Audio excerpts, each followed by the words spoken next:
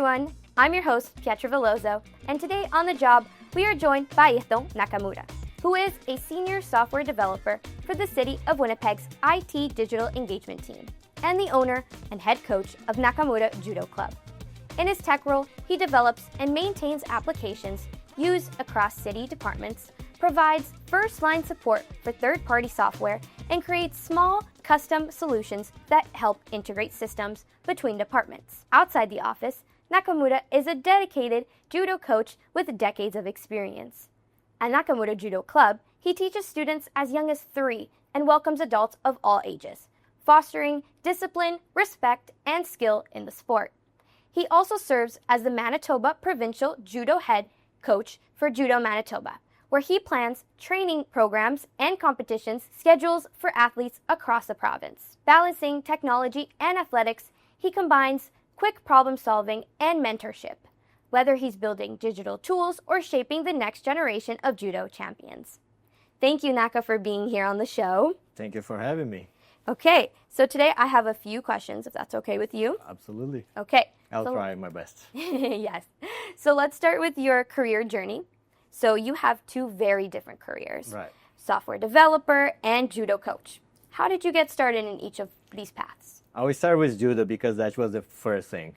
I started with judo when I was 8 years old, just because my cousin was already part of judo, and then he's 10 years older than me, and then I wasn't that great in any other sport.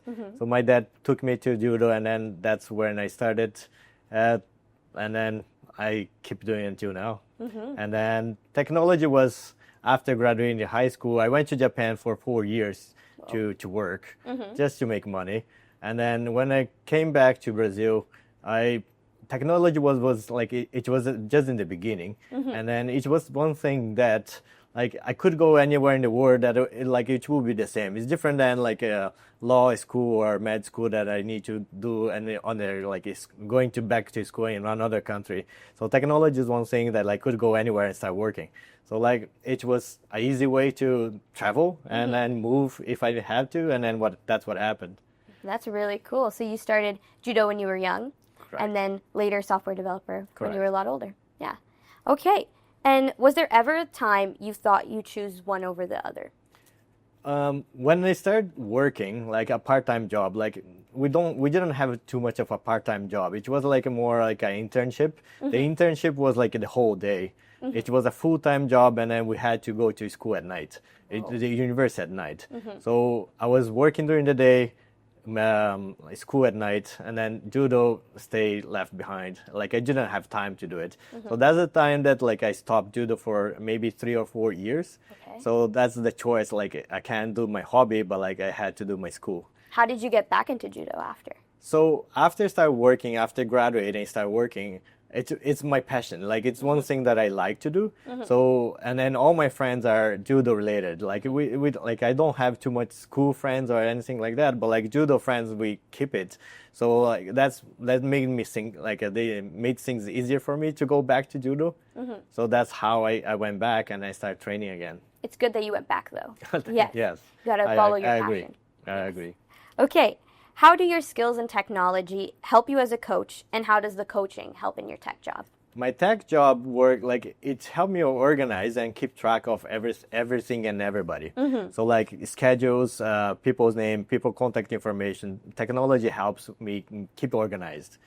On the other hand, judo helped me maintain patience, like teaching me patience and how to be self-confident to do my task.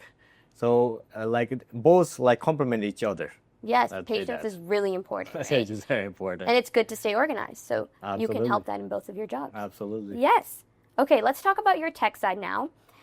In your role at the City of Winnipeg, what does a typical workday look like for you? My work day I wake up and then I start working at 7 o'clock. And then I usually have a 7 hours job, and then my day ends at 3. So during the day, it's pretty much I maintain software for the city of Winnipeg, and then I also give support to whatever problems they have during the day. So it's it's a little bit of maintenance, a little bit of programming. So like it's a little bit of both during the day. So but it's during weekdays Monday to Friday, 7 to 3. That's my That's your work day. Yes. That's when you do your tech job. That's correct. Definitely. So can you share an example of a project that you did or an app that you've worked on that made a big difference for city staff and their residents? Like my main job is for 311. So like we just developed like instead of people calling 311 all the time, and then like to decrease the volume of calls, we try to make online forms. So that's the thing that we are working right now, is making people go online and submit, like instead of calling people at 311, submit themselves a case or whatever issue they have. So just to decrease the number of people calling, and then decrease the time that they wait on a call too. Oh yeah, because I've waited a lot of time on a call. I know. So that's going to be helpful. Yes. Yes. Okay, and what's one common misconception that people have about working in software development? We're not all nerds. That's it. I think that's the biggest misconception. Like we're not social, but like we're all different backgrounds, different cultures, different personalities. Some like most of them are like any other person. Like we're social, and then we need like social contact with other people. So like we're not sitting on the dark room with a computer in front of us. No. Yeah. Sometimes people think that you're just sitting in the dark room and you're hacking on your computer. Sometimes, but we're not all like that. Yeah. And you proved that wrong with your judo job, right? Yeah. You're always working with people there. Exactly. Yeah. So let's talk about AI now, because it's becoming a really big thing, and it's becoming a huge talking point, especially among young people. How do you see AI influencing your daily work or your daily life? AI is reality. Like it's here. It's not going away. It's getting bigger. It's something that like we need to be prepared for. It's not something that we need to be scared of. So like as more you prepare for it, it's like a cell phone. Like we didn't have cell phone in the past, like, and then like everybody has a cell phone. Like an AI is the same thing. It can be dangerous, of course. It can be dangerous if it's bad used. But like it's something that like if you prepare for, it can be very beneficial for everybody. Yeah. Right. So that's how I see things. Sometimes people use AI, they like say, hey, I have these ingredients in my fridge and I want to make a dinner. Absolutely. And it's helpful, right? Yeah, absolutely. Yeah. You just can't use it to cheat that's at school, right? Yeah, that's the thing. Like there is a good and bad for everything. Yes. And that's how people use it. Yeah, definitely. 100%. Okay, let's move on to your judo side of your job. Right. For people who aren't familiar with judo, would you be able to describe the job in a few words? Oh, it's wrestling with a uniform. Like a judo uniform. Our main objective is to throw people on their backs on the floor. That's like there are many ways to get points in judo, like with many rules, different rules. But then our main objective is throwing people. Let's say that. That's really cool. And what do you think judo teaches beyond physical and martial arts? Like since I was a kid, like the main thing of judo was discipline and respect. Discipline, like you have to have discipline in order to progress, right? You have to train, you have to learn, you have to be on time. Those things are always in the like from when you start judo, that's what you learned. And then respect. Without respect, there is no judo. Like we have to respect older people. We have to respect our partners. You have to respect your children or your coach. You will respect everybody. Otherwise, there is no judo. Like if you don't have a partner, you don't have a way to practice.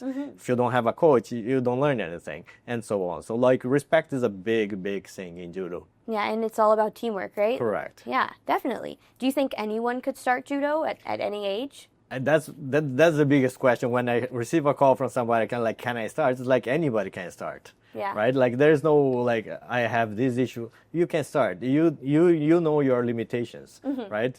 But you start. If you don't try, you don't know if you can do it. Definitely. Right? So like that's the best way to do it. Is just go and try.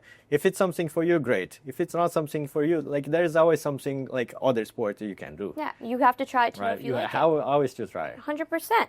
And as a provincial head coach, what's your process for preparing athletes for competitions? We have time or off-season time. Like right now, like it's school year too for us in Canada here.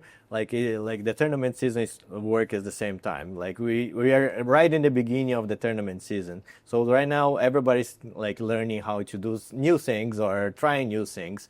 for the competition to start. Like we have our first tournament maybe in October right now, and then we are just trying to catch up, trying to get in shape right now to be ready for the first tournament. Once the first tournament starts, it's tournament after tournament. So that's not the ideal time to be learning new things. It's the time that to just shape a little bit better. Yeah. Right? Is there like a specific mindset that the players have to be in to do judo? Like in a high level, yes, they need to be very focused, very like the self-confidence needs to be there. At the time that the tournament starts, like you need to be feeling good of your body, of your conditioning, and your mental state. Yeah. Right? So like everything is part of the tournament. To do well in something, you need to be prepared for it. Definitely. And speaking of your body, are there any like injuries that you might get while playing judo? Yes, like we do get a lot of injuries. Like not like some bad, some good. Like not there's no good injury, but like a little bit less like a serious. Let's say that. And then we usually take time off to recover. Like I recommend the kids to recover 100% to come back. It doesn't happen like it's not that like in the middle of the tournament, like in the middle of the tournament season, we don't have too much of time to rest. Sometimes we need to like train over it and then get over it. And sometimes we have to take time off. And then sometimes people lose that whole tournament season because of an injury. It happens, but like we do our best to treat them. Yeah, you have to be, like you said, you have to be 100%, right? Absolutely. Well, yeah. And do you see a growing interest in martial arts because here with the kids and adults in Manitoba? Because we talked about how you welcome kids from ages 3 all the way to adults. Right now, like we are trying to grow the numbers slowly. We just got back to the number that was before COVID. We just got because like a lot of people like passed like lost the desire to do it during the COVID stage. Right, and then we just got back to the numbers that we were before. Now we are trying to grow it, especially in the like the female attendance of judo. It's still a little bit low. It's growing, but like it's not the number that we want it to be. So we are trying to grow the number of female athletes in judo, but also of course the number in general across the province. Yeah. So do you see it's slowly growing, right? It's slowly growing. Yeah. Right. And soon enough, you'll have a bunch of people, especially after this episode. Hopefully. Yeah. Okay, let's talk about balancing 2 careers because, like you said, you have 2 very different careers, right? So how do you manage your time between your tech job and then your responsibilities as a coach? So I don't see judo as my career. Like I see judo as a hobby. It's a very time-consuming hobby. I'd say that, right? So it's all about time management. You have time for everything. It's just how you manage it. Yeah. Like you can't just like, oh, I will do it later. Like we don't do it later. Like you have time to do it, you do it. So that's how I see things. I grew up like working since I was very young. So time is very important, and I never go back. So time for work is time for work. Focus in your job. That's how I see it. Like I don't mix stuff. Like time that I need to do my like day job, like the city job, I do my job. Time like whenever it's time to finish the work and then go to judo, that's time to focus in judo. So both are very different things. I don't like to mix things up to interfere in one another. Right, so it's time management is the biggest thing that like I can manage both sides. Okay, that's wonderful that you can manage too. Right. And how long do you practice for as a coach? So I'm at the gym 6 times a week, like Monday to Saturday. So like my day job, my weekday is 7 to 3, my tech job, my city job, and then at the gym usually is from 5 to 9. So every evening and then in the morning on the Saturdays. So I'm pretty much working 14, 16 hours every day. That's a busy day. And that's the part that like the city job is one thing, it's a job. And then judo is more a hobby that I like, it became another job. But then I can conciliate both without interfering in each other. Yeah, that's wonderful that you can balance too. Right. Yeah. And do you ever find lessons besides like patience that you talked about and organization from judo, like discipline, like we said, focus, helping you in your software work? That's the thing, like the judo part of like having like a lot of patience, like that, and then teaching kids. Or I see when I give support to people, it's the same thing for me to teach somebody, right? My patience of like teaching somebody that doesn't know, like I don't know, or they have a problem with the computer, right? Some people get upset, like, oh, they should know about this, but like I know how it works teaching kids at the judo, so I have my patience. The patient side of my judo helps whenever I'm doing support, so both are related. That's really cool. Is there any like specific things that you do to help with your patients, like any specific exercises? I think like it grows with like it comes with time. Like I have been coaching for a while, and then the more I coach, it's more you understand the person. Everybody's different. Like there is no one person that's similar to the other, right? And then you need to respect everybody. Everybody has a different personality, right? The speed that they can learn something, you have to understand that, and then you need to respect that. And then that's how they learn. Yeah, you have to have patience with everyone. Same thing for judo and same thing for like tech. It's like they need like some like their speed to learn. Yeah. Right. So I agree. As far as I understand that, everything goes well. You have to be patient with everyone because everyone learns at a different pace, Absolutely. right? Yeah. And another question is, what advice would you give to someone who wants to balance two very different careers, or a career and a hobby, like you said? You can mix like one job to the other. As far as like helping each other, that's fine. Like learning how to have a patient, like it will work in your job, and that's fine. But like you can start mixing things, like I'll do my hobby job like while I'm doing my work job, and that's when things start like crossing the border, right? Crossing the line. You can cross that line. Your work is your work. The other work is your other work. So as far as you keep both separate, both will walk side by side. Well, the time that you cross each other, that's the time that you get confused of like why I'm doing this. Yeah. Right. So like that's my input in this. I think it also works a lot with young people in school and then their hobbies outside of school, right? Correct. Yeah, you can't be worrying about your hobby while you're in school, and you can't be worrying about school while your hobby. Do you see that a lot with young people, them being worried about things outside of judo? Like that's the part that like they get confused. Like and then it's funny that people say like I don't have time. Time, you have time. You don't know how to manage it, right? So like that's the biggest thing. Like when I see kids like, oh, I don't have time to do this. It's like you do have time. Like you just need to manage it. Or I don't know like how to lose weight, for example. We do have a lot of kids that need to lose weight for tournaments. It's like I don't know how to do it. But at the same time, they're not doing anything, or they're eating everything they want to. So like there's a lot of confusing part for them that we need to just educate. Yeah.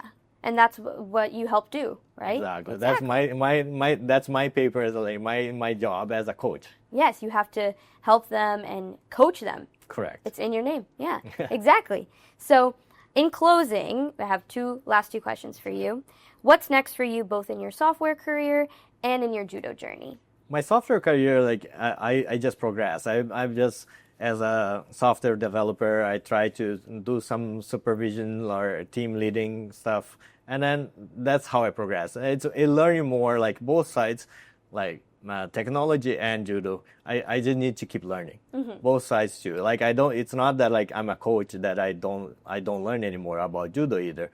So in judo, I need to keep me updated with new techniques or new things that people are doing. Same thing for the tech career. Like I need to learn how like AER, for example, are working, or the cloud is working, all the technology, right? So both I need to learn. I keep learning and I keep progressing. Otherwise, I'll either I lose my job or I lose my coaching career, right? So like it's always keep learning. Especially with tech, because it's always changing, it's right? Hard.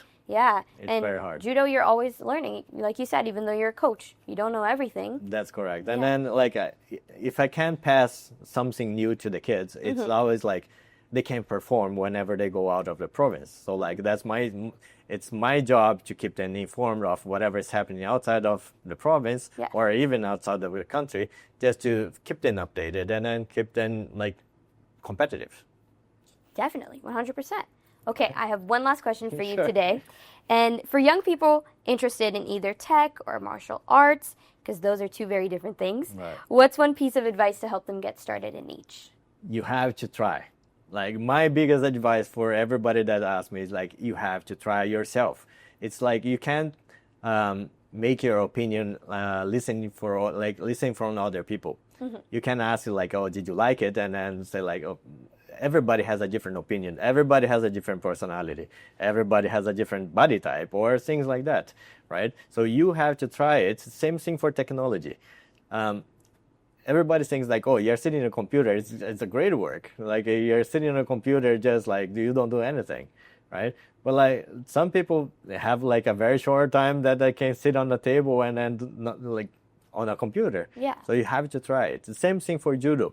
Like you can ask people how they liked it, but everybody's different. Yeah, some Right. people are going to like it, some people aren't. A lot of people they have a different opinion, and then if you don't try it, you don't know if like maybe you can be Olympic champion one day. If you don't try it, you will never know. Yeah, I remember when I was little, I had a bunch of different sports that I tried. I did hip hop, I did swimming, I did cheerleading, I did gymnastics, and I never would have known what I really like until I tried it. Exactly. So And that's then definitely a lesson. even for judo, like some parents come and say like, oh, I would just stick with judo, and then I tell them like, you need to let them try everything that is possible. So like then eventually they'll pick one, right? They should pick one eventually, but like in the beginning they need to try everything, and then they will pick whatever they like to do, right? And then that's how it goes, right? They need to learn as much as they can when they're young. And then whenever they become a teenager, then like that's the time like they should pick one to focus on it. Exactly. And also you learn from every different sport that you do. So even if you didn't like Absolutely. it, you might learn. Yeah, even if you think that they are not correlated, like there's always something that you will learn from different sports. Yes, definitely. So thank you so much, Naka, for being on the show. Thank you very much for having me. It's my pleasure to be here. It's my pleasure.